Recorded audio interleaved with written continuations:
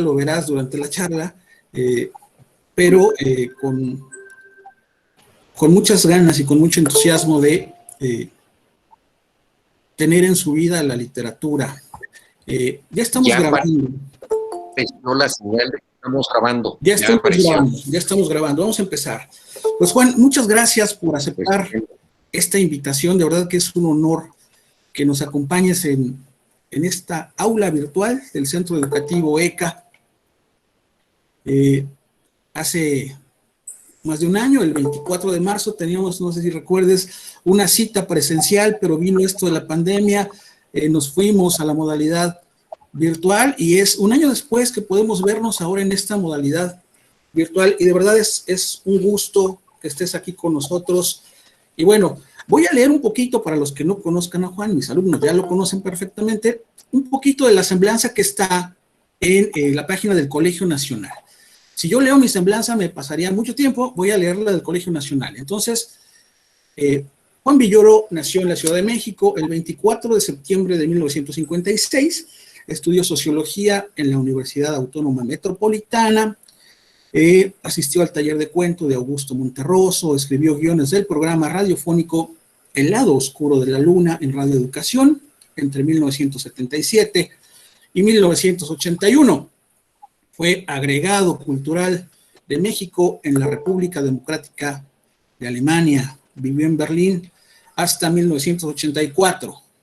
Ha sido profesor de la UNAM, de Yale, de Pompeu Fabra en Barcelona, de Princeton y más reciente de Stanford. Colabora regularmente en revistas literarias, Letras Libres, Reforma, El País, El Mercurio, El Periódico de Cataluña. Fue jefe de redacción de Pauta y director de La Jornada Semanal. En 1991 publica su primera novela, El Disparo de Argón, a la que le siguieron Materia y Dispuesta, El Testigo, que obtuvo el premio Herralde de novela por la editorial Anagrama. Posteriormente, Llamadas de Ámsterdam, Arrecife. Te comento que algunos de mis alumnos ya leyeron Llamadas de Ámsterdam. Además de ser un autor reconocido de literatura infantil, con el profesor Zipper como protagonista. También tiene libros de cuentos, La Noche Navegable, que de esto platicaremos después, Albercas, La Casa Pierde, Los Culpables. Ha publicado teatro, El Filósofo de Clara, conferencias sobre la lluvia, La Desobediencia de Marte. Sus libros más recientes, en 2014, El Ojo en la Nuca, Conversaciones con Ilan Stavans, Apocalipsis todo incluido, de cuentos, El Fuego tiene vitaminas, cuentos para niños, Balón dividido, Crónicas de fútbol, El Vértigo horizontal en el 2018 y más recientemente en el 2020, Examen extraordinario. Ha sido premiado en sus múltiples facetas de narrador, ensayista, autor de libros infantiles y traductor de importantes obras en alemán e inglés.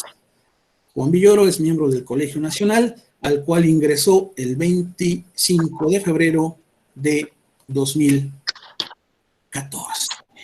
Juan, bienvenido. Les voy a decir cómo va a ser la dinámica. Ya saben, jóvenes, levantan su manita virtual, yo los voy viendo ahí y les voy dando la palabra para que le puedan preguntar a Juan. Un gusto, Juan, que estés aquí.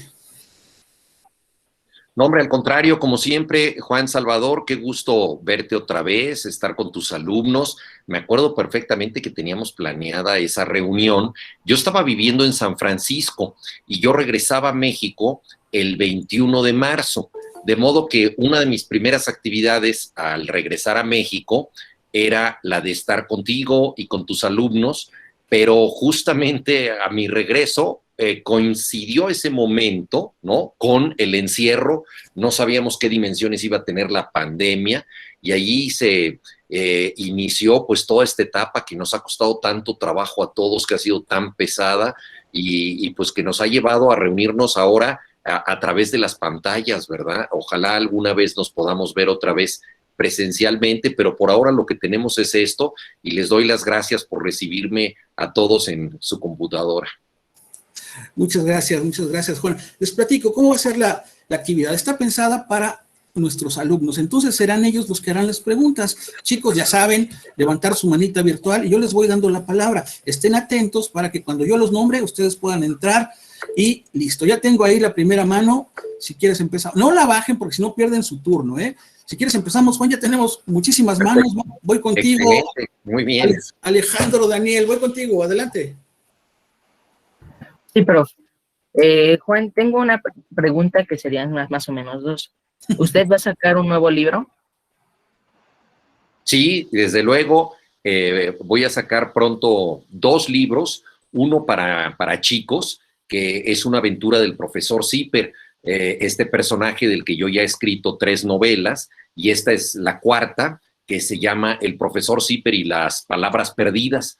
Tiene que ver con una mafia de académicos que quieren robarse palabras para utilizarlas solamente ellos y tener ellos a su disposición exclusiva el diccionario. Entonces se arma una revuelta encabezada por el profesor Zipper, por algunos niños, por el dibujante El Fisgón, por Francisco Hinojosa, que es muy buen autor de libros para niños, y todos ellos recuperan las palabras para que todos nosotros las podamos utilizar. Un poco la idea, el mensaje de este libro es que el lenguaje no es de los académicos, no es de los que creen saber más, sino que es de la gente que usa las palabras, ¿no? Y eso es lo que yo quería transmitir. Esto está por salir. Lo que pasa es que el Fisgón, que hace las ilustraciones, se está tardando muchísimo porque tiene demasiado trabajo. Entonces, porque él es caricaturista y tiene que hacer una caricatura diaria en el periódico La Jornada, y entonces me lo encontré el otro día, le dije, ¿para cuándo va a estar listo el libro? Me dijo, tenme paciencia, ya estoy trabajando, y en esas andamos con ese libro. Y también voy a sacar una novela en septiembre, que ese es no para chavos, sino para lectores adultos o para cualquiera que se quiera asomar a ese libro, que es una novela que se llama La Tierra de la Gran Promesa. Excelente, muchas gracias, Juan. Gracias, Alejandro. Voy contigo, Natalia Yasmín, adelante. Pues las mías son 2 preguntas. La primera es ¿qué te inspiró a ti para empezar a escribir? Y la segunda es ¿cuál es tu libro favorito escrito por ti? Mira, gracias, Natalia. Yo leí un libro cuando estaba en las vacaciones entre la secundaria y la preparatoria, que es un momento al que se están acercando ustedes. Yo tenía 15 años y en esas vacaciones, la verdad, yo no quería entrar a la prepa porque pues, estaba muy contento en las vacaciones sin hacer nada, pero al mismo tiempo no sabía qué iba a hacer con mi vida, me sentía muy confundido. Había una chica que me gustaba, pero no me atrevía yo a hablar con ella. Soy un gran aficionado al fútbol, lo he sido toda mi vida, en realidad casi todos los deportes, y yo jugaba en las fuerzas básicas de los Pumas, pero sabía que no tenía suficientes cualidades para ser profesional. Entonces me sentía como muy perdido, no sabía qué hacer, etcétera, con mi vida. Y leí en ese momento un libro, y por eso menciono todo esto, porque ese libro es muy parecido a lo que yo estaba viviendo, que se llama De Perfil, del escritor mexicano José Agustín, que trata curiosamente de un chico que está en las vacaciones entre la secundaria y la preparatoria, que no sabe qué hacer con su vida, que no quiere seguir estudiando, que está enamorado de una chica, que no sabe si ella le va a hacer caso. En fin, yo sentí que estaba hablando de mí. El libro no tiene un protagonista con nombre, nunca aparece el nombre del protagonista. Yo dije, claro, el autor no le puso nombre porque soy yo. Me vi en el espejo, sentí que esa persona era yo. Para más similitud, yo vivía entonces en la colonia del Valle y el libro se ubica en la colonia Narvarte, que son colonias muy cercanas y muy parecidas. Mis papás se habían divorciado y los padres del protagonista se estaban divorciando, o sea que era una situación muy paralela a la mía. De modo que fue la primera vez que yo sentí que la literatura trataba directamente de mí, que tenía que ver con cosas que yo sentía, que yo vivía, como si me reflejara por dentro. Entonces dije, yo también tengo que escribir.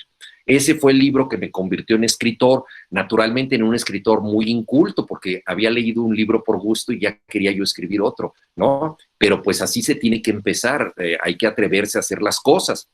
De los libros que he escrito, pues el que me ha traído más satisfacciones es el libro Salvaje, porque es el que pues más se ha vendido más que todos mis demás libros juntos, es el que se ha traducido a más idiomas. Ahora el actor Gael García Bernal compró los derechos para hacer una película. Entonces, pues realmente es el que, digamos que si mis libros son como los hijos, ese es el hijo mejor portado, el que me ha dado más satisfacciones y el que me ayuda ya a que yo me mantenga. Entonces eso me da mucho gusto, pero claro, a todos los hijos hay que quererlos por igual, y pues también quiero a mis otros libros, aunque sean hijos un poco más traviesos y desobligados. Muchas gracias, Juan, y gracias, Natalia. Voy contigo, Yaretsi, adelante. Bueno, primero que nada, es un gusto estar contigo a pesar de que sea a través de una pantalla. Y bueno, mi pregunta sería, en algún momento, si hubieras tenido la oportunidad de tener otra cosa, bueno, trabajar en otra cosa, ¿lo habrías hecho o sería igual escribir? Sí, mira, la vida es fascinante porque escoges una cosa, pero siempre podrías haber escogido otra. O sea, la vida está hecha de oportunidades. A veces son oportunidades que no vemos, a veces no sabemos si eso nos conviene o no. Por ejemplo, a mí me hubiera gustado mucho ser médico, porque es una carrera que aprecio mucho, me gusta mucho la medicina, y de hecho, fíjate, Yaretsi, que yo dudé hasta el final de la prepa entre estudiar una carrera humanística para dedicarme a la literatura, yo lo que estudié fue sociología, o bien dedicarme a la medicina, que es una carrera muy absorbente. Ahora mi hijo estudia medicina y bueno, se pasa todo el día estudiando, pero es una carrera fascinante. Entonces, es algo que me hubiera gustado estudiar. Pero en la vida tienes que decidirte. Entonces hay muchas oportunidades, no las puedes tener todas, pero fíjate que una cosa maravillosa de mi trabajo como escritor es que me puedo imaginar otras vidas. Entonces no fui médico, pero escribí una novela sobre médicos que se llama El disparo de Argón. Concretamente es una novela que se ubica en un hospital de la vista, es una novela de oculistas. El disparo de Argón es un disparo con rayo láser que sirve para aliviar a una persona a la que se le está desprendiendo una retina, entonces un tiro a la mirada. Entonces, en esa novela, pues yo pude escribir de médicos, me imaginé como médico, entrevisté a muchos médicos, fui al Hospital de la Ceguera para ver operaciones, en fin, me sentí médico por un rato. Entonces eso también es la maravilla de mi trabajo, que se me puede ocurrir escribir de el espacio exterior y entonces entrevisto a un astronauta o me imagino lo que puede pasar en el espacio exterior y así sucesivamente. Entonces yo hubiera querido también ser médico, pero como no se puede ser todo en la vida, pues soy escritor, pero a veces escribo de las cosas que hubiera querido ser, como por ejemplo un doctor. Muchas gracias, Juan. Gracias, Yaretsi. Yara, voy contigo. Sí, hola, bueno, me llamo Yara García y bueno, lo admiro mucho a usted porque bueno, ya leí el libro Salvaje y me pareció fascinante los pensamientos del tío o la reflexión que muestra de los libros. Y tengo dos preguntas. ¿Cómo podría describir usted la manera o su esencia de escribir, al escribir? ¿Y qué es lo que quiere lograr transmitir con sus escritos? Bueno, creo que las dos preguntas, Yara, se complementan. Es muy difícil que yo defina así muy rápido mi manera. Yo creo que esto tiene que ver con la personalidad que tiene cada autor. Lo que te puedo decir es que me interesa mucho los misterios de la vida diaria, esas cosas que parece que no son importantes, pero en las que yo encuentro secretos extraordinarios. Situaciones tan comunes como el hecho de que se nos pierde un calcetín en la casa, pero solo se nos pierde uno. Y yo me pregunto por qué existe esta posibilidad de que en una casa que está muy bien vigilada, donde nadie se está robando nada y mucho menos un solo calcetín, de pronto, sin que haya un hueco, desaparece un calcetín, como que se divorcia, se pelea con su compañero, ya no quiere estar con él y se va a una realidad paralela porque es muy raro que reaparezcan los calcetines perdidos. Muchas veces en la casa las mamás tienen una canasta donde guardan los calcetines impares que están esperando a sus parejas, ¿verdad? A ver si regresa el otro calcetín. Todo esto que estoy diciendo es mágico porque realmente no hay una explicación muy racional. La lavadora no tiene un hueco, en el tendedero no hay un hoyo por el que se van los calcetines y sin embargo desaparecen. Estoy diciendo algo que es muy común.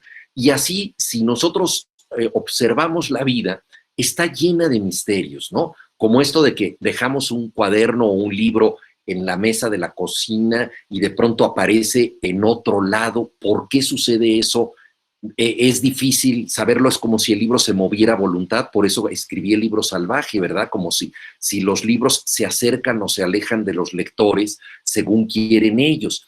Entonces, eso es lo que define mi manera de ver el mundo, tratar de encontrar misterios en las cosas aparentemente comunes. Yo creo que hay cosas que obviamente pueden ser muy dramáticas o muy interesantes, pero creo que se requiere cierta atención para ver cosas comunes. Y eso es lo que yo quiero transmitir también como mensaje, demostrar que el mundo es mágico, que la realidad es fascinante y que si nosotros la vemos con detalle, es mucho más interesante de lo que parece a primera vista. Y si se puede hacer esto con un poco de sentido del humor, pues mejor todavía. Muchas gracias. Gracias, Juan. Gracias, Yara. Voy contigo, Paola Muñoz, ya no te veo por ahí. Bajaste la mano. Voy contigo, Alexa. Alexa Niove, voy contigo, Alexa. ¿Me escucha, profe? Sí. Ok, bueno, yo tengo dos preguntas. A ver, ahora estoy aquí con ustedes. ¿Me escuchan? Sí, te escuchamos, Juan. Sí, te escuchamos. No sé si... Juan Salvador, estamos ¿Sí? ya otra vez. No sé si alcanzaron a escucharme. Se escuchó toda tu respuesta, estuvo bien. Se escuchó todo. Perfecto. Muchas gracias. Vamos con Alexa. Alexa, si puedes activar tu cámara sería mucho mejor. Ya. Bueno, yo tengo dos preguntas. Gracias. ¿Es una costumbre o algo que cuando está escribiendo o terminando un libro, y tiene algún horario, momento o lugar para empezar a escribir un libro? Bueno, yo creo que a todos nosotros se nos acomodan ciertos horarios. Hay personas nocturnas, un poco parecidas a los vampiros, que se concentran mejor de noche, que estudian de una manera increíble cuando todos los demás están durmiendo. Pero yo soy una persona diurna, yo trabajo mucho mejor en la mañana. Entonces me despierto como a las 7:30 más o menos, desayuno y yo escribo como de 9 de la mañana a 2 de la tarde, más o menos ese es mi horario de trabajo en la mañana y luego ya en la tarde pues hago asuntos de la casa, compromisos que tengo, etcétera. Entonces a mí lo que más me acomoda es trabajar en las mañanas. Y tengo algunos rituales, por ejemplo, estas llaves que están aquí, son muy importantes para mí porque yo me concentro mucho frotando las llaves. Entonces esto hace que se me dispare la imaginación. Fíjense que en un libro de meditación del budismo zen leí, y esto yo no lo sabía, pero yo ya utilizaba mis llaves, que a veces si uno frota algo con las manos, por ejemplo, puede ser el rosario, puede ser algún Rubik Cube, o incluso hay unas pelotitas que recomiendan así. Si uno agita algo con las manos, la mente se dispara, o sea, como que uno pacifica el cuerpo y entonces la mente se dispara. Entonces yo tengo mis llaves que no abren cerraduras reales, sino solo cerraduras de la imaginación. Le he puesto algunas llaves pequeñitas, como las que se usan para los candados de las maletas, porque son muy sabrosas al tacto, esas llaves chiquitas. Entonces yo me la paso frotando mis llaves cuando no sé qué voy a escribir o qué voy a decir, y según yo, así me concentro. Tal vez esto es solo una superstición, pero me ha acompañado a lo largo de toda mi carrera como escritor. Excelente, muchas gracias, Juan. Gracias, Alexa. María José Muñoz, voy contigo, ya te vi por ahí. Sí, profe. Bueno, primero, antes que nada, es un honor conocerlo. Un gran escritor, sinceramente. Y bueno, serían 3 preguntas las que tengo principalmente. Y sería, ¿qué consejo le darías a alguien que quiere empezar a introducirse a este mundo de la literatura? Para escribir. Bueno, el consejo que yo le daría a alguien, y que siempre es muy difícil saber qué es lo que le conviene a cada quien, pero lo que yo diría es que piense en 2 cosas. Primero, que ya otras personas escribieron antes. Entonces, utilizar a un escritor que le parezca un buen modelo, que le parezca alguien que admira, y decir, si él escribió esto, yo voy a tratar de utilizar este modelo, esta influencia, pero no hacer una copia para nada, sino que pensar en algo muy personal, en algo que solamente tú conoces, María José, algo que solamente conoce alguien de tu ambiente, de tu época. Y entonces, con un modelo ya probado que a ti te gusta, tratar de escribir algo que sea de tu mundo, algo personal. Si te interesan las mascotas y has encontrado un comportamiento curioso entre tus mascotas o lo que sea, decir, pues esto solo lo he visto yo, esto lo voy a decir, y me parece parecido a algo que había leído en algún libro que admiré. Entonces, combinar la influencia ajena con la voluntad propia de decir algo personal, porque ya hay muchos libros en el mundo, pero queremos saber qué es lo que dirías tú en un libro. Ok, sí, muy buen consejo. Y si ha tenido algún bloqueo de escritor, ¿cómo ha podido recuperar esa inspiración? No he tenido bloqueos como tales, pero he tenido problemas, como muchas veces pasa. Es decir, no me he quedado sin gasolina para el viaje, pero de pronto he sentido que el viaje toma un rumbo incorrecto. O sea, que no estoy escribiendo lo que quería escribir o lo que debía escribir. Entonces, lo que yo hago como recurso es escribir algo totalmente diferente. Hay escritores que solamente escriben en un género, por ejemplo, novela, o incluso algún tipo de novela policíaca, entonces siempre tienen el mismo detective que enfrenta distintos problemas, etcétera.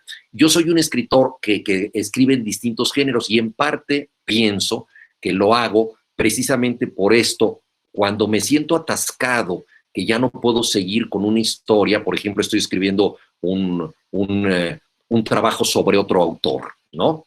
Un ensayo, y siento que no me sale, entonces lo detengo, hago una pausa y empiezo a escribir algo muy diferente, una obra de teatro, un cuento para niños, algo que no tenga nada que ver con eso, y generalmente eso hace que yo me destrabe, ¿no? Me voy a otro lado, escribo otra cosa, y ya cuando regreso al texto anterior, ya tengo una mente más fresca y diferente. Entonces ese es el truco que yo utilizo. Sí, y por último, ¿cuál sería su parte favorita de escribir un libro? Lo que más me gusta es corregirlo. Cuando ya está escrito, creo que esta es una característica muy importante para los escritores. Yo creo que a la gente le puede gustar escribir de pronto algo para confesar algo interesante que le pasó, o para contar una historia de las vacaciones que fue muy atractiva, alguna cosa así. Pero solo es un verdadero escritor si una vez que escribió eso, dice, esto se puede escribir mejor, se puede escribir diferente, puedo cambiar las cosas, empezar de otra manera, colocar otro final. Esos reacomodos, esa corrección, que para muchos podría parecer fatigosa, latosa, aburrida, a mí es lo que más me gusta. O sea que yo creo que el verdadero escritor no es el que escribe, sino el que reescribe, el que se dedica a tratar de mejorar lo que ya había hecho. Muchas gracias. Gracias. Al contrario, gracias a ti. Gracias, María José. Gracias, Juan. Keila, te estoy viendo ya por ahí. Voy contigo. Sí, gracias, prof. Bueno, primero, muchas gracias por darme la oportunidad de ver a este autor. Y yo tengo una pregunta. ¿Usted cómo planifica sus historias antes de escribirlas o mientras va escribiendo deja que las ideas surjan y ya tiene su historia? Es una muy buena pregunta, Keila. Fíjate que depende un poco de lo que estoy escribiendo. Cuando yo empecé, y también de las etapas como escritor, cuando yo empecé a escribir cuentos, la verdad yo no tenía mucha idea de cuál era el final, O sea, yo quería que el cuento me respondiera a esto. Entonces empezaba una historia sin saber hacia dónde iba. Y me dejaba sorprender por la historia y muchas veces la terminaba con un final más o menos abierto, o sea, que no era muy contundente, sino que el lector tenía que interpretar, pues pasó algo bueno o pasó algo malo, quién sabe, un poco se interrumpió la historia, ¿no? Pero luego me di cuenta que cuando uno escribe cuentos, es decir, textos no muy largos, es muy bueno tener controlada la historia, es muy bueno saber hacia dónde va uno para poder manipular al lector en el buen sentido, para engatusarlo, para engañarlo un poquito y para sorprenderlo. Entonces parece que vas para un lado, pero luego hay una sorpresa y sin embargo esa sorpresa resulta lógica porque lo que había pasado antes justifica que pase eso. Entonces, en el caso de los cuentos, hoy en día tengo yo ya una estructura bastante hecha y digamos que empiezo a escribir de atrás hacia adelante. Ya sé cuál es el final, hacia dónde van los personajes y entonces voy guiando al lector rumbo a ese final con las sorpresas que le pongo en el camino. Pero en cambio, cuando escribo una novela que es un texto mucho más largo, ahí es diferente. Ahí sí siento la necesidad. Es como entrar en un bosque buscando un camino que yo creo que es el más interesante. Y me meto en ese camino que me parece más interesante, pero de pronto en medio del bosque veo otro camino que conduce a un lugar atractivo y entonces me dejo llevar por ese camino, de modo que el camino que estoy buscando en realidad no es el que empecé, sino otro que me propone la novela, porque como son personajes que van a estar conmigo durante mucho tiempo y durante muchas páginas, me van enseñando cosas. Entonces estos personajes me van demostrando que tienen más posibilidades o menos de las que yo pensaba y entonces la historia se va modificando. Entonces casi siempre yo no escribo una novela porque sé lo que voy a escribir, sino la escribo para saberlo, es decir, para descubrir eso en el camino. Entonces un poco depende de la extensión y del tipo de texto que estoy escribiendo. Muchas gracias. Aquí. Muchas gracias, Keila. Muchas gracias, Juan. Adolfo, voy contigo. Adolfo, adelante. Gracias, prof. Para empezar, una pregunta.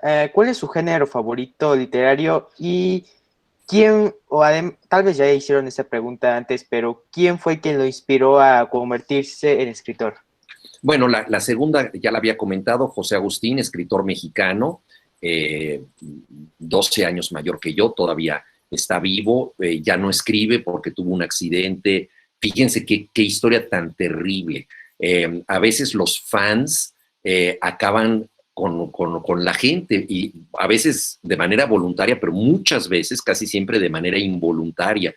Él estaba firmando libros en un teatro en la ciudad de Puebla.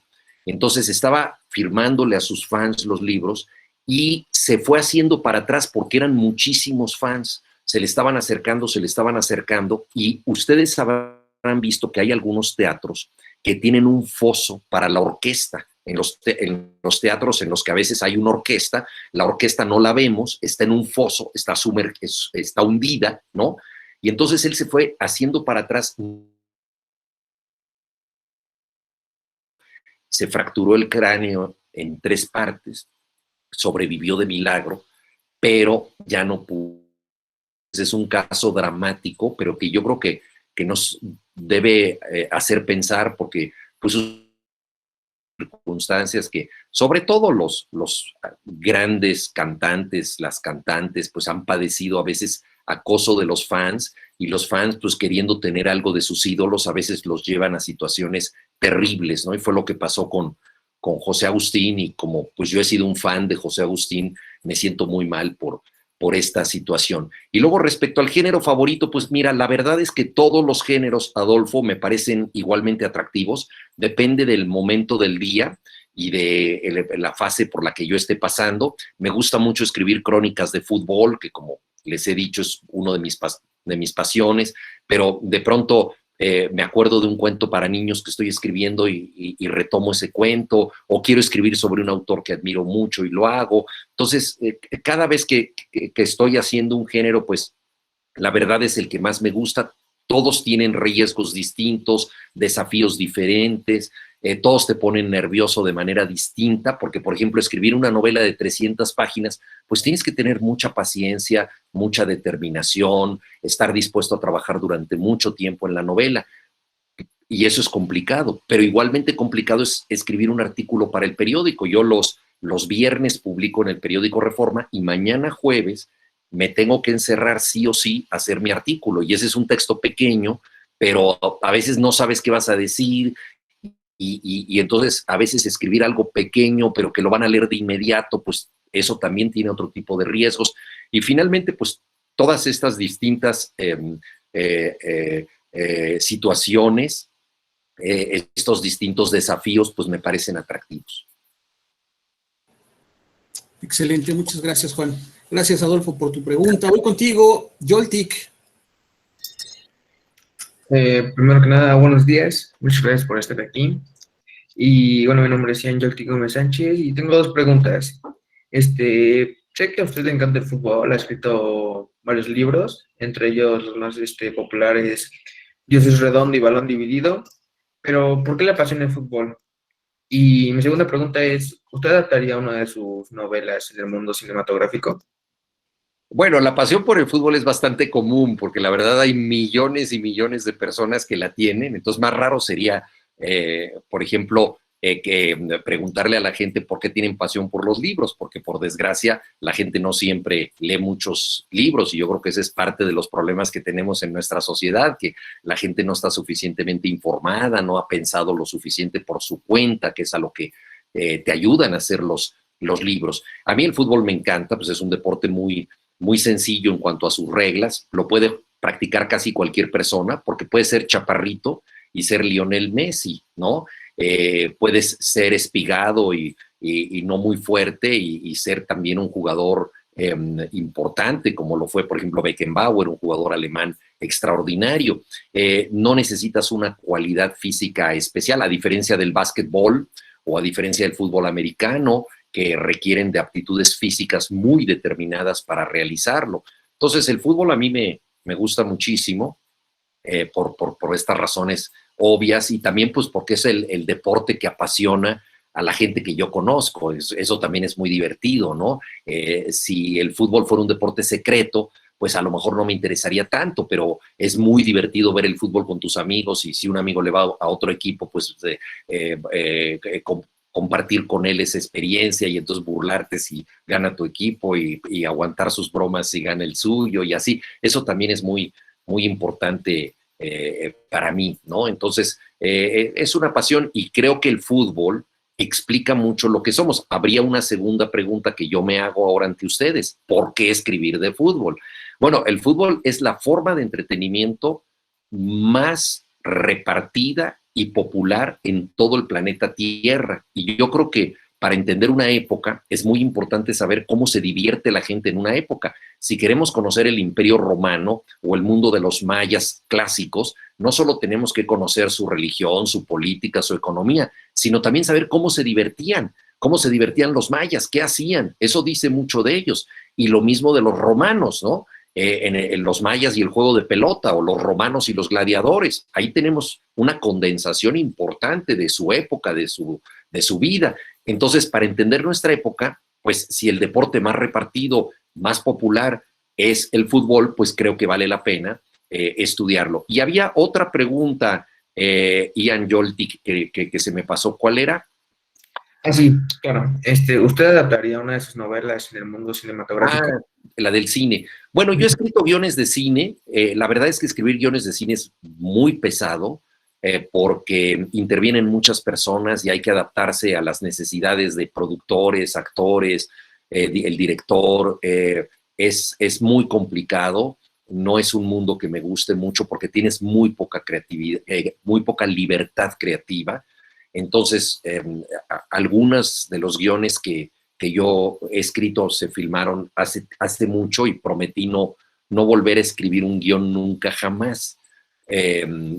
Pero ahora estoy escribiendo una serie de televisión, entonces nunca digas nunca. Estoy escribiendo una serie de televisión en inglés para una compañía productora norteamericana que se llama Viacom, que es muy fuerte y es una serie que se ubica entre México y Estados Unidos.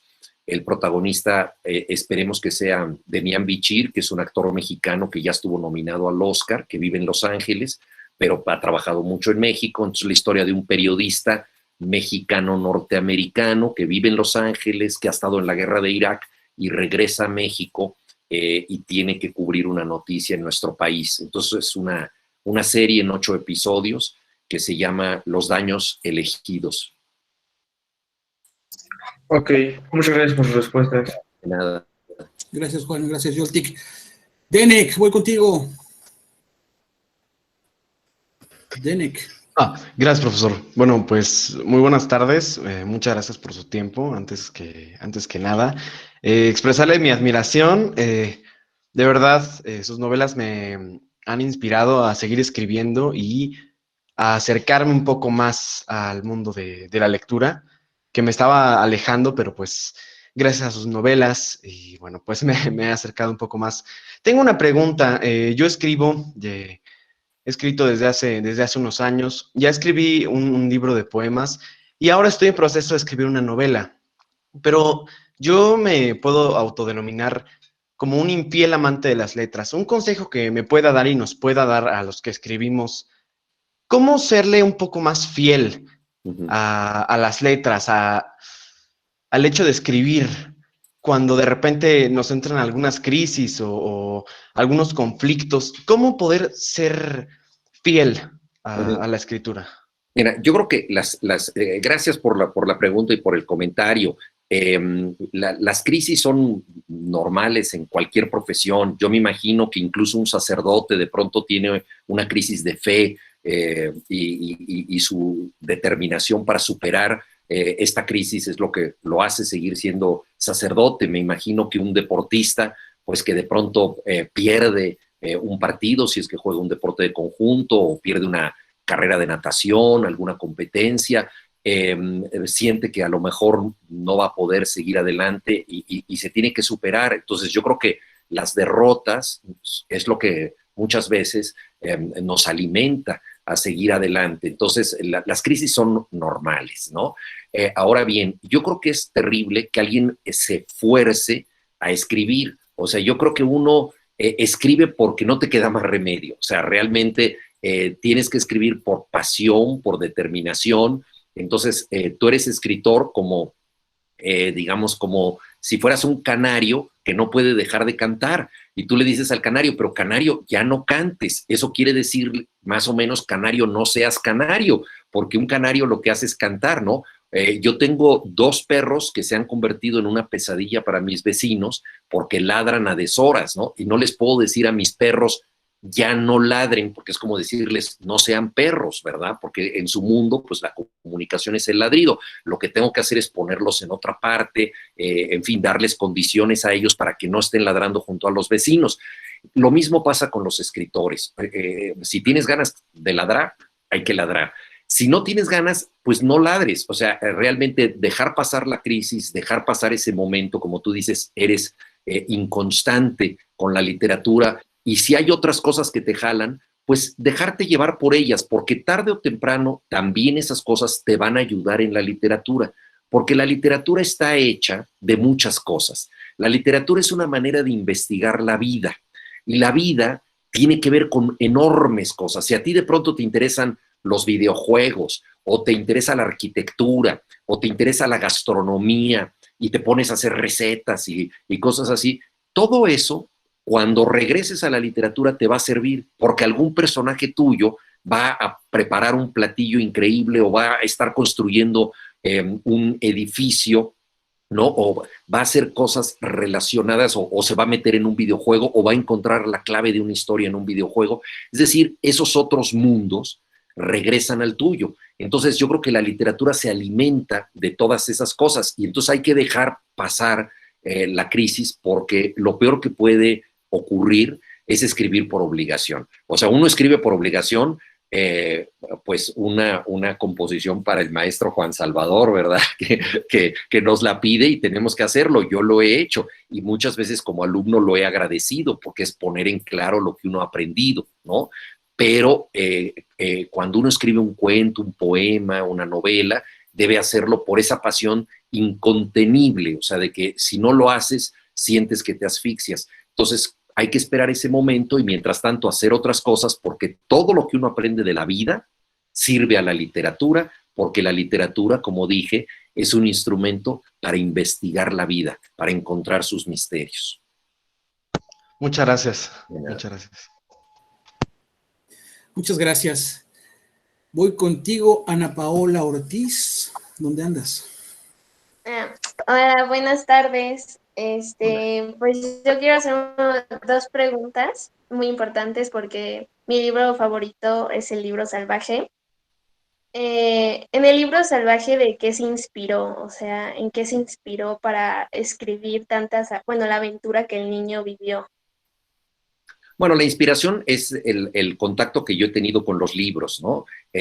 Alguien es escritor, entre otras cosas, porque primero es lector. Para un escritor, leer es como ensayar para una bailarina o entrenar para un atleta. Entonces, la lectura es muy importante para mí y me he pasado la vida buscando libros, a veces los encuentro, a veces no los encuentro, y he llegado a creer que los libros se acercan o se alejan de mí como si fueran animales, mascotas que de pronto quieren estar conmigo o de pronto no quieren estar conmigo. Ha sido muy misterioso el trato que he tenido con los libros. He buscado libros durante años sin encontrarlos y de pronto los he encontrado por accidente con unas chiripas verdaderamente increíbles. Entonces, toda esta relación con los libros me llevó a pensar en la posibilidad de que hubiera un libro salvaje, un libro que no ha tenido lectores, que no quiere ser leído, que es como algunos jóvenes, algunos adolescentes que dicen, a mí déjenme en paz, yo no quiero estar en el mundo de los adultos, me encierro en mi cuarto, pongo música a todo volumen, me pongo mis audífonos, estoy en la computadora y me aíslo. Ese libro es así, ese libro está huyendo de sus lectores. Por eso es un libro salvaje, ¿no? Como un caballo sin herraduras que está en el monte y no quiere tener ningún jinete. Entonces me pareció muy atractivo poder expresar la experiencia que yo he tenido como lector, buscando libros, sintiendo que se alejan o se acercan de mí, todas estas situaciones a través de una aventura, donde la aventura consiste en buscar un libro, atraparlo y luego dejar o lograr que el libro se deje ser leído, ¿no? Y saber qué libro es, ¿no? Entonces, todo esto era lo que me interesaba. Ay, wow, qué padre, porque yo también pienso lo mismo, que cuando no lees un libro es por alguna ocasión así de la vida y cuando los lees inesperadamente es algo fantástico, entonces por eso me gustó mucho. Y la segunda pregunta es si alguna vez usted se ha identificado sentimentalmente con alguno de sus personajes escritos. Bueno, de alguna manera me identifico con todos porque tengo que tener un aprecio, un cariño por ellos y entonces estar pues cerca de lo que sienten, de lo que piensan, aunque incluso a veces sean personajes no muy positivos, ¿verdad? Pero tengo que tratar de entenderlos. Entonces yo creo que un escritor está cerca de todos sus personajes, trata de ponerse en su piel y trata de representarlos de la mejor manera, aunque sean los villanos de la historia. Pero hay algunos personajes, por ejemplo, el profesor Zipper, que es como es un niño en el cuerpo de un adulto, y dice cosas muy exageradas y muy enloquecidas y cosas así, pues es un personaje que se parece bastante a como yo soy en mi vida privada. Mi hija muchas veces me reclama que soy demasiado infantil, y yo creo que eso tiene que ver con eso, con esa personalidad que muchas veces aflora en mí y que se parece a la del profesor Zipper. Entonces ese es quizá el personaje con el que más me identifico, pero fíjense ustedes que a veces me he identificado mucho con personajes que son totalmente distintos a mí. Tengo una novela que se llama El Testigo, una novela muy extensa, que no es para niños propiamente, en donde aparece un personaje que es un sacerdote que está muy interesado en la poesía porque está convencido de que un poeta mexicano es un santo. O sea, él quiere demostrar a través de los poemas de este poeta que es Ramón López Velarde, que por cierto ahora se cumplen 100 años de su muerte. Como era un poeta católico, Ramón López Velarde, él ha leído los poemas y dice, aquí hay pruebas de santidad. Y él ha encontrado 2 milagros en los poemas. Entonces, él hace una especie de sobreinterpretación de los poemas. Entonces, era un tipo que a mí me parecía interesante, pero me parecía un poco chiflado, y yo dije, va a aparecer un poquito en la novela y se va a ir. y además yo no soy sacerdote, está lejos de lo que yo puedo pensar, pero el personaje me fue ganando y fue ocupando mucho espacio, y se convirtió en una figura importante en esa novela, a tal grado que incluso he llegado a pensar en la posibilidad de escribir otra novela solo con este personaje como protagonista, porque me atrae mucho y es una sorpresa para mí, porque yo jamás pensé que me fuera a identificar tanto con un sacerdote exagerado en sus interpretaciones. En fin, son misterios de la literatura. Ay, muchísimas gracias. Sus palabras ayudan mucho también cuando nos dejan escribir un pequeño cuento, porque sí te identificas con las personas. Entonces, muchísimas gracias por responder ambas preguntas. Muchas gracias, Ana Paula. Gracias, Juan. Me acaban de informar, ahí está en el chat, Ana Sofía Cosío Bastú, me dicen que te salté. Adelante, Ana Sofía. Y después, Germán Cortés Reyes. Ana Sofía, ¿estás por ahí? Profesor Dante, te pido por favor que estés revisando el chat y si hay algo me digas, porque no puedo estar viendo las dos pantallas al mismo tiempo. Por favor. Sí, con mucho gusto, yo estoy al pendiente y te aviso. Muchas gracias. Germán Cortés, ya no veo a Ana Sofía. Germán Cortés, ¿estás por ahí? Profe. Sí, aquí estoy. Adelante. Bueno, pues yo quiero hacerle una pregunta a Juan, porque se la había querido hacer siempre en el foro de Para Leer en Libertad, pero nunca había podido con Paco Ignacio. Ya saben, las ganas de querer preguntarle algo a Villoro. Sabemos, después de escucharte, que Augusto Monterroso es un ícono, que Alejandro Rossi es un maestro, admiramos a don Luis Villoro y pues hemos leído mucho de ti. Entonces, pues esta pregunta, creo que ya te la hizo Sabina Berman, pero te la quisiera hacer de nuevo para ver cómo se reformula la respuesta. ¿Cuál es el peligro como escritor? El ejemplo pues es Philip Roth, de releerse después de haber escrito toda una vida. Y aparte, agradecerte que a la nueva generación, con tus trabajos, nos diste a conocer a Ibargüengoitia, lo trajiste de vuelta a los jóvenes. Germán, muchísimas gracias por este repaso literario y hecho por alguien que se nota que pues, eres todo un especialista, un erudito en la lectura. Muchas gracias, Germán. Mira, releerse siempre es una sorpresa para un escritor. Yo creo que es muy peligroso que un escritor esté demasiado satisfecho de sí mismo y piense que ya llegó a un punto y que se relea con enorme admiración. Yo trato de releerme lo menos posible, ¿verdad? Sé que he escrito estos libros, pero a veces tengo que hacerlo para una lectura en voz alta o porque algún libro se traduce, entonces me piden algunas opiniones de qué quise decir con esto, entonces tengo que regresar a algunos pasajes, cosas así.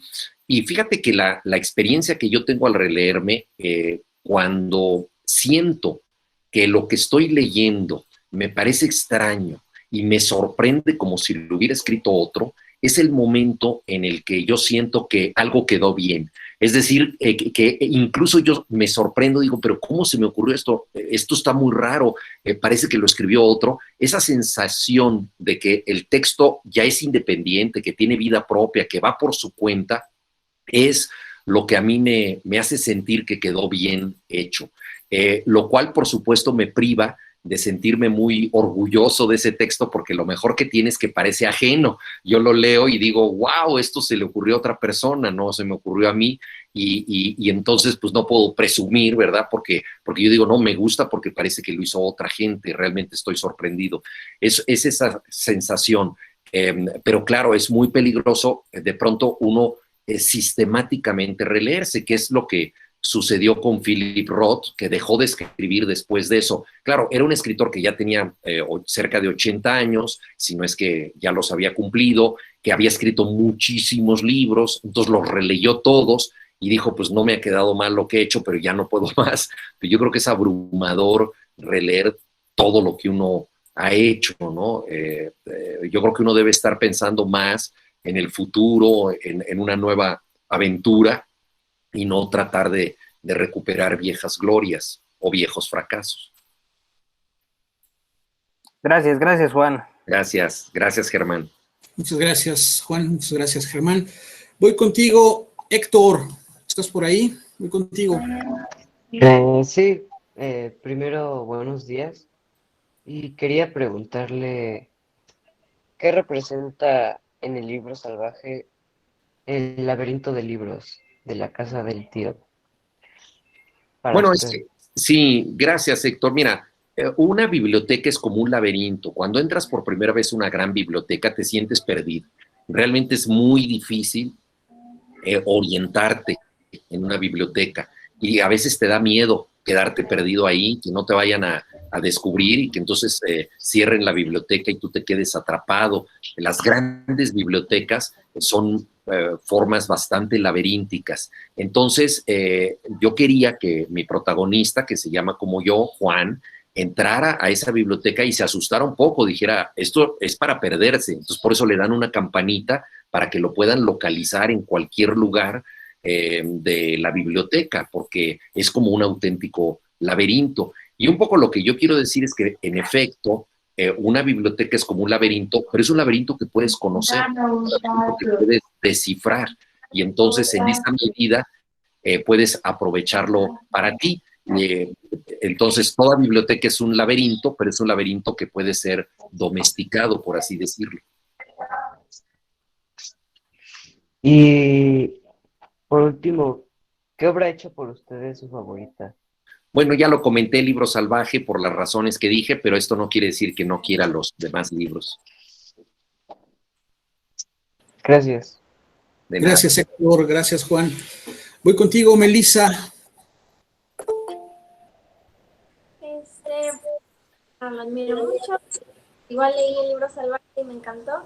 Y estoy empezando de Los culpables. Y tengo dos preguntas. ¿Cuál ha sido su momento favorito de su carrera?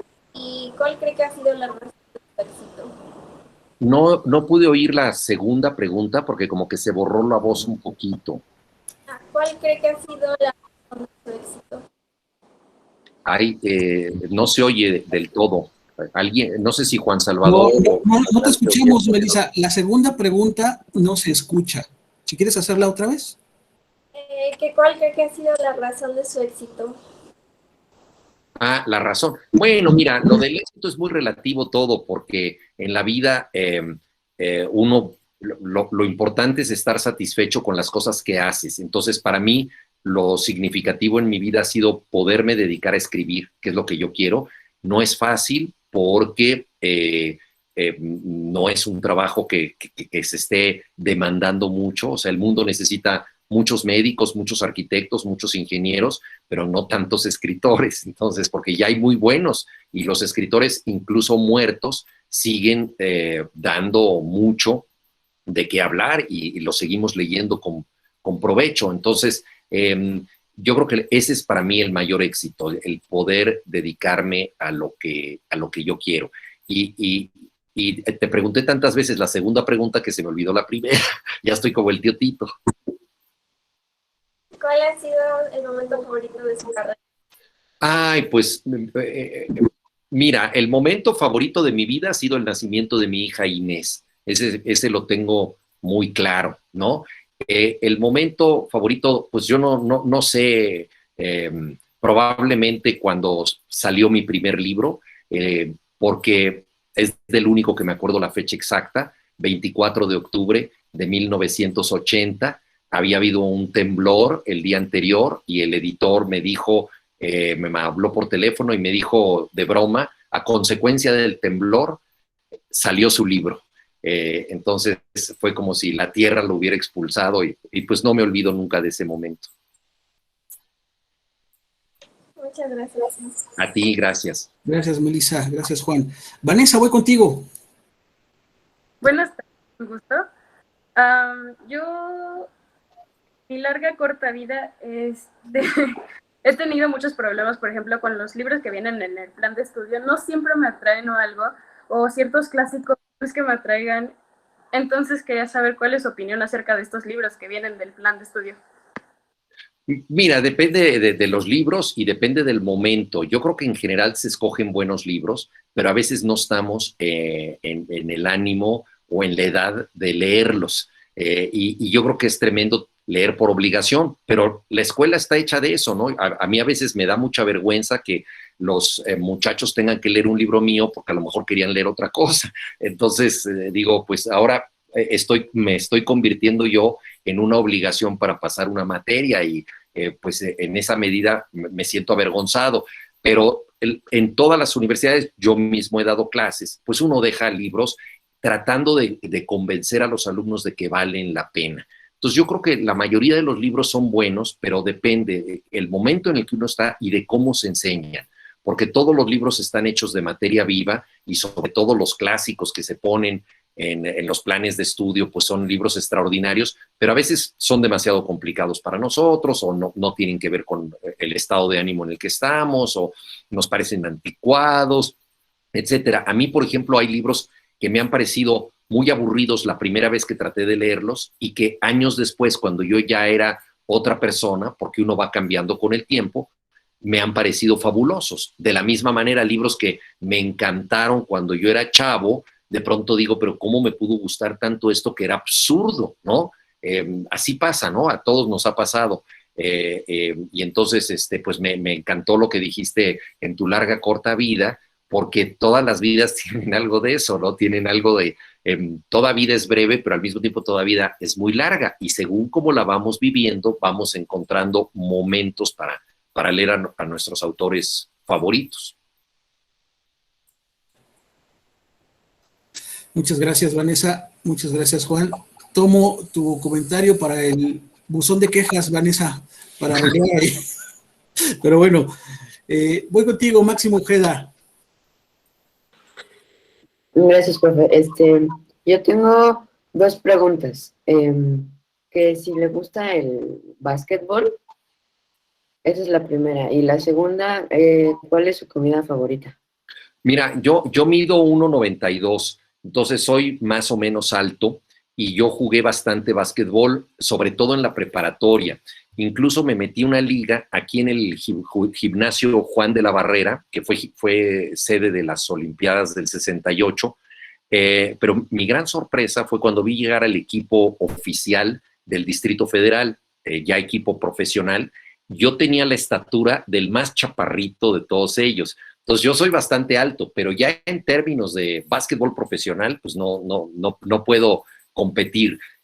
Me gusta mucho el deporte, es velocísimo, dinámico, me encanta. En realidad yo soy muy aficionado a todos los deportes y sí, el básquetbol me ha gustado mucho. Y mi comida favorita, pues mira, me gusta muchísimo el espagueti en casi todas sus modalidades y los chiles rellenos de la comida mexicana es lo que más me gusta. Gracias, Máximo. Gracias, Juan. Son las 13:59, Juan. ¿Cómo andamos de tiempo? Tengo todavía algunas manos levantadas. Tú me dices. Mira, yo sugeriría que respondiéramos 3 preguntas, si les parece, las últimas 3, porque ahorita, en este momento, el Real Madrid está saliendo a la cancha. Lo sé. En la Champions y yo espero que pierda, con todo respeto para los madridistas, pero está saliendo en la cancha y es un momento histórico porque es la semifinal, entonces no se ven muchas en el año. Entonces, pero nos perdemos algunos minutos del Real Madrid. Vamos con 3 preguntas, Juan. Perfecto, muy bien. Voy contigo. ¿Qué pasó, Ricardo? Yo tengo una duda. Dígame. Adelante. ¿En qué futbolista se inspiró para sus novelas de fútbol? No, pues mira, a mí me gustan muchísimos jugadores. He escrito mucho sobre Diego Armando Maradona, que fue un magnífico jugador. He escrito mucho de Lionel Messi, que es probablemente el mejor jugador actual, de Pelé, de muchos jugadores, pero no me he inspirado en... He conocido también a muchos jugadores profesionales, he tenido mucha cercanía con ellos, algunos con los que yo jugué incluso llegaron a la selección nacional, entonces he podido convivir con muchos, pero no me he inspirado en uno en especial para escribir de ficción. Siempre que he escrito de ellos, he escrito con su nombre, por ejemplo, de Hugo Sánchez o de Pep Guardiola, que ahora es entrenador, etcétera. Gracias, Juan. Gracias, Ricardo. Voy con las 3. ¿Te parece bien, Juan? ¿Cómo no? Carla Paola, adelante. Hola, muchas gracias por estar aquí. amo su trabajo y amo también su libro Espejo Retrovisor y le quería preguntar esto. En el cuento Confianza, en Espejo Retrovisor, ¿a qué se refiere el narrador cuando cambia el nombre de la mujer en cada acción que ella hace? ¿Fue porque Lorena era una mujer intrépida y soltera, o que la otra mujer era una asesina, o solo fue una confusión del narrador? Bueno, es una muy buena pregunta, Carla Paola. Mira, el personaje se enfrenta con una mujer totalmente desconocida y que él cree que de pronto está conociendo. Y a mí me parecía muy atractivo que fuera una persona que va cambiando de identidad, o sea, que se presenta de una manera y luego se presenta de otra y luego se presenta de otra, y él no sabe cuál es la verdadera identidad de esta persona. Además, hay que tomar en cuenta que el narrador, el protagonista, es una persona que se dedica a la estadística. Él está yendo a la ciudad de Aguascalientes, al INEGI, que es el Centro Nacional de Estadística. Entonces, alguien que se dedica a la estadística es alguien muy formal, muy regular, que quiere que las cosas respondan matemáticamente a cómo debe ser la realidad. Y de repente se encuentra con lo más inesperado, que es esta mujer que es como muchas mujeres, ¿no? En la mitología griega hay una figura que se llama Proteo, es un dios que cambia de identidad. Por eso nosotros la palabra proteico quiere decir que algo cambia mucho de forma, ¿no? Entonces Proteo cambia y desconcierta, o por ejemplo entre los superhéroes, ¿no? Fantomas se disfraza y cambia de identidad y es uno y es muchos, ¿no? Entonces yo quería que esta persona que busca la regularidad en toda la vida encontrara de pronto esta posibilidad de alguien que es totalmente distinta, y luego, desde luego, como él finalmente no quiere eso, pues quiere volver al orden, quiere volver a la vida que él tiene con su esposa, que parecía que estaba medio insatisfecho de esa vida, que ya como que no le gustaba, como que estaba aburrido, pero de pronto entra en este laberinto de suposiciones, y claro, y probablemente ella está jugando con él, probablemente ella no es ninguna de esas personas, pero de una manera muy atractiva y astuta está inventándose personalidades, ¿no? Y él simplemente no puede con eso y decide volver a la normalidad o a su normalidad. Muchas gracias, Carla. Tenías inactivo tu micrófono, ya no se oyó tu muchas gracias, pero ya estamos. Uh-huh. Carlita Danae, voy contigo. Hola, buenas tardes. Y bueno, la pregunta que le quiero hacer es, hay periodistas que logran ser grandes escritores. ¿Se puede hacer este intercambio entre literatura y periodismo? ¿Y qué herramientas de la literatura se pueden usar en el periodismo y viceversa? Sí, desde luego que ha habido grandes escritores como Hemingway, como García Márquez, aquí en México Vicente Leñero y Martín Luis Guzmán, muchos otros que han hecho periodismo y han hecho literatura. Yo creo que el periodismo te ayuda mucho a la literatura investigando la realidad. Hace rato yo decía que la literatura está hecha de la vida y un periodista investiga la vida, ¿no? Va a buscar cosas que no conoce, habla con las personas, las escucha con paciencia, se da cuenta de que las personas tienen algo interesante que comunicar y respetuosamente se aprovecha de todo esto. Y además el periodista aprende que la realidad es siempre sorprendente, la realidad no se presenta de una manera obvia. A veces como escritores cometemos el error de plantear las cosas muy obvias. Por ejemplo, describimos un hospital y en un hospital describimos lo que es obvio en un hospital, que está limpio, que las batas son blancas, que hay mucha luz. Bueno, todos los hospitales más o menos tienen estas características. Lo interesante es qué hay de curioso, de peculiar, de único en ese hospital. Y esa mirada es la mirada del periodista que te adiestra mucho a captar cosas de la realidad, a sintetizar también mucho, a no perder el tiempo en vericuetos, etcétera. Y la literatura le puede ayudar al periodismo en la dimensión subjetiva de los hechos, es decir, cómo entrar, cómo recuperar una historia real, como si esa historia realmente hubiera sido vivida, o sea, como si esa historia fuera parte de una novela, o sea, hacía calor, no hacía calor, cuáles eran los olores, qué estaban pensando los personajes en ese momento. O sea, entrar en la mente de los personajes es algo para lo que te ayuda mucho la literatura y también contar la historia de una manera que parece que tiene un final que así debe haber ocurrido y no de otra manera, porque la realidad es abusiva, la realidad no le pide permiso a nadie para ocurrir y pasan muchas cosas a lo loco, pero cuando tú escribes de la realidad la tienes que organizar, la tienes que ordenar, y si la ordenas al modo de un relato, de un cuento, la realidad gana fuerza. Entonces esa estructura que tiene la literatura, que te plantea algo que va a suceder, un conflicto que se tiene que resolver y luego la solución en el final, entonces gana fuerza la realidad, ¿no? Y la última pregunta ya para la Champions. La última, perdón. Dafne Navarro, voy contigo. Dafne Navarro, ¿estás por ahí? Buenas tardes. Estudio tercera secundaria. Sí, profe, ¿me escucha? Sí, adelante, Sí, adelante. todos. Profe. Escuchamos. Sí, ya, ok.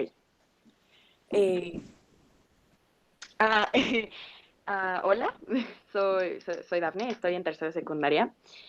Y bueno, pues sabemos que quedan pocos meses para que nosotros, los alumnos de tercera secundaria, salgamos de graduación, tengamos esta oportunidad de irnos a diferentes escuelas. Y hablé con el profesor Salvador y varios de mis compañeros y yo nos pusimos de acuerdo en ver si le podíamos hacer esta pregunta a usted, de si a usted le gustaría ser nuestro padrino de graduación.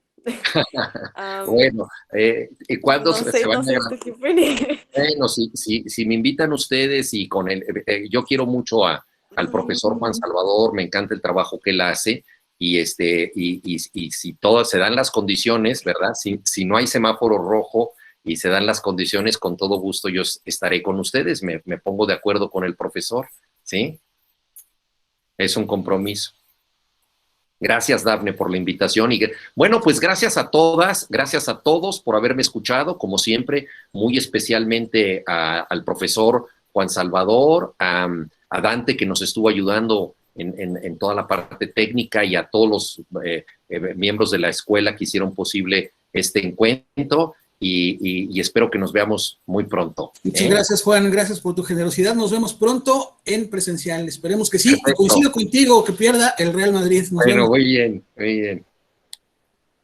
Gracias, hasta luego. Adiós. Adiós. Gracias, hasta luego. Gusto. Hasta luego. Hasta luego, profe. Cuídense. Muchas Adiós, gracias. profe. Hasta la próxima. Bye. Nos vemos, cuídense.